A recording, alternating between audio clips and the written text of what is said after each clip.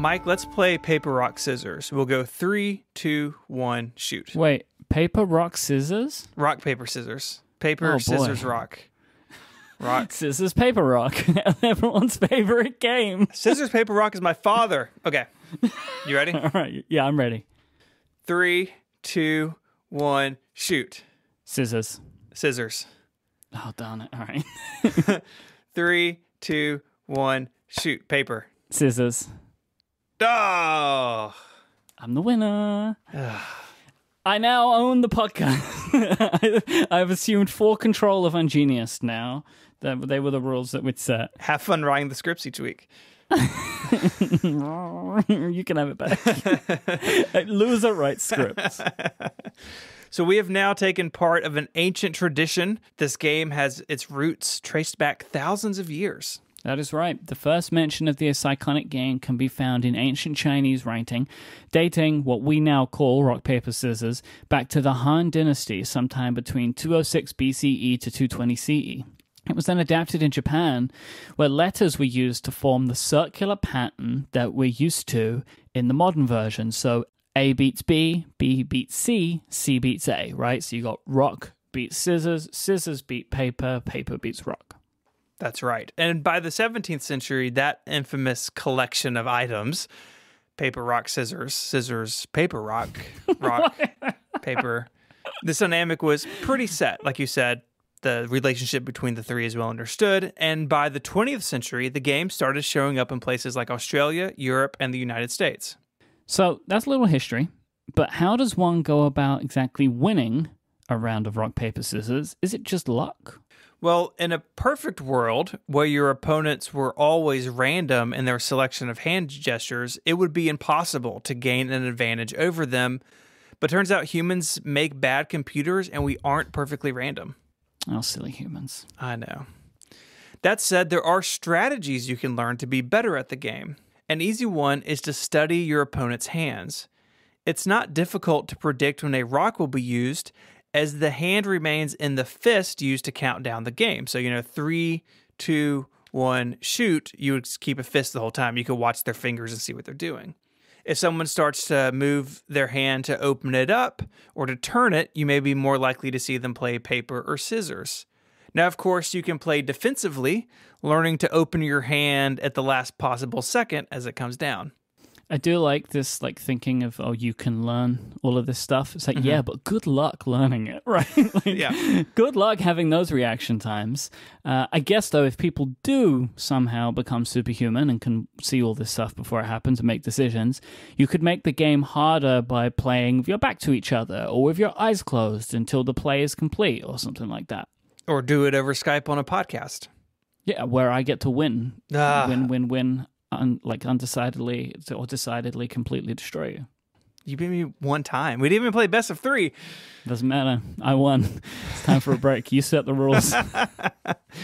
This episode of Ungenius is brought to you by Mint Mobile, the folks who can cut your wireless bill to just $15 a month. Do you think they use scissors for that? Maybe. Maybe.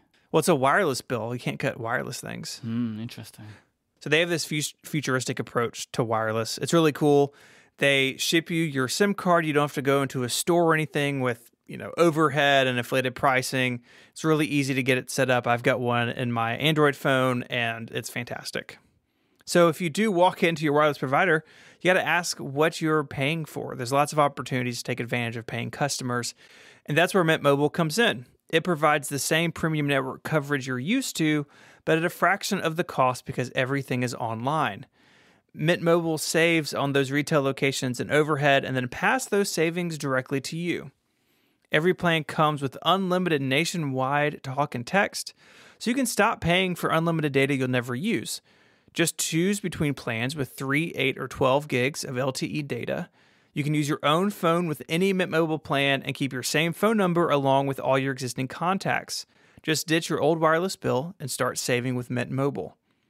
To get your new wireless plan for just $15 a month and get the plan shipped to your door for free, go to mintmobile.com/ungeniused. That's mintmobile.com/ungeniused. Go there now to cut your wireless bill to $15 a month at mintmobile.com/ungeniused. Our thanks to Mint Mobile for their support of the show, and all of Relay FM.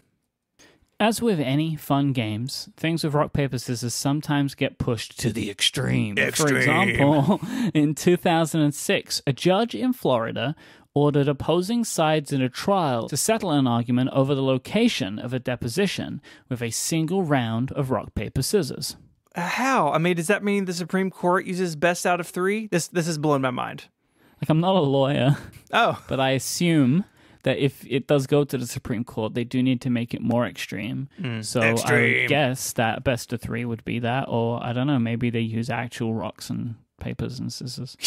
That could be really violent. 2 years ago, a referee in the Football Association Women's Super League was caught without a coin for the pregame coin toss. You have one job, referee, right? Like, come on. Carry a Relay FM Challenge coin with you all the time. Oh, very nice. So he had the captains for each team play paper, rock, scissors to determine who would have the first kickoff.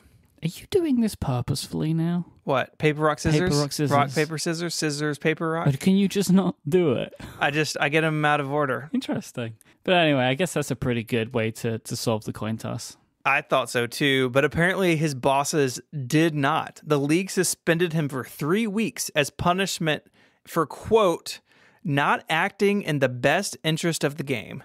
Well, I mean, look, the referee's supposed to uphold the rules. If the rules are flip a coin, kind of didn't do the job there. Yes. Really, But he played scissors, rock, paper. I don't know. You are the actual random human that we were talking about didn't exist earlier on. There is one example that really takes the cake, though. In 2005, a Japanese CEO named Takashi Hashiyama was auctioning off a collection of paintings that included works by Picasso and Van Gogh. Both the auction houses Christie's and Sotheby's were interested, but Hashiyama wasn't completely impressed by either of them. That's where our game comes in. The two groups were unable to decide which one would bow out, so he made them play scissors, rock, paper to decide who could work with the $20 million deal. About his decision, he said, "It probably looks strange to others, but I believe this is the best way to decide between two things which are equally good." What a beautiful way to put it. That is a poet. I know. So the two auction houses actually had a weekend to strategize their moves. Christie's consulted a set of twin 11-year-old sisters whose father was a director at the company. They suggested scissors, saying that everyone expected rock straight out of the gate. The other company treated it as a game of chance, and their representative played paper, losing out on millions of dollars of commission revenue. That is a hardcore loss for a game of rock, paper, scissors. Also, twin 11-year-old girls, apparently the wisest people on the planet. I wonder if they were thinking, like, twins have apparently that connection, right? So they're like, well, if they play against each other, do they know who's going to play what? Oh, maybe. Let's go with that. I can't think of literally any other reason why. Or they were like, does anyone have kids? And this guy was like walking down the hallway like, hey, don't you have some kids? Like, bring them in here. You know, maybe it was like that. I really don't understand. So we're going to talk in a second about the fact that there has been competition, right? Like high-level competition for this game. Why didn't any of these companies consult someone who's done something like that, right?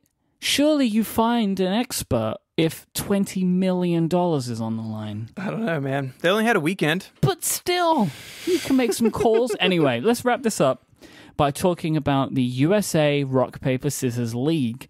It was a national competitive league for the game. The first champion was named in 2006 in a competition held in Las Vegas and aired on the A&E network. They walked away with a $50,000 cash prize. It's pretty good. In 2007, this league hit the big time when they moved to ESPN2.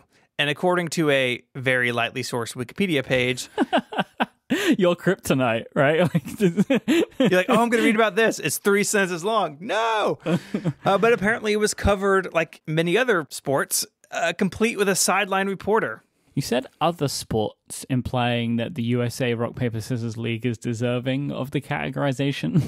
I can't answer that, but I needed to correct you. The USARPSL, as I call it, is defunct. having died sometime between 2009 and 2014. Are you sure you don't also call it the USAPSRL?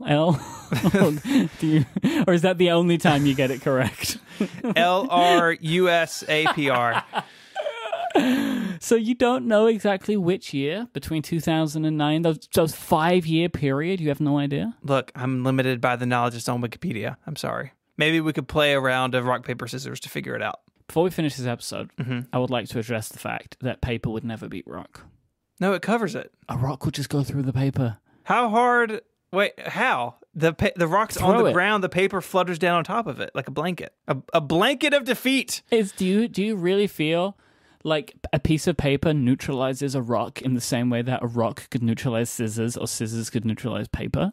Look, I don't make the rules. I know. I would like to thank your very lovely wife for sending this topic in. Thank you, Adina. Yep. This was awesome. Is she there? I mean, she's in the other room. I mean, I think y'all should play rock, paper, scissors to finish us out. Oh, gosh. Let's go get her. Okay, hold on.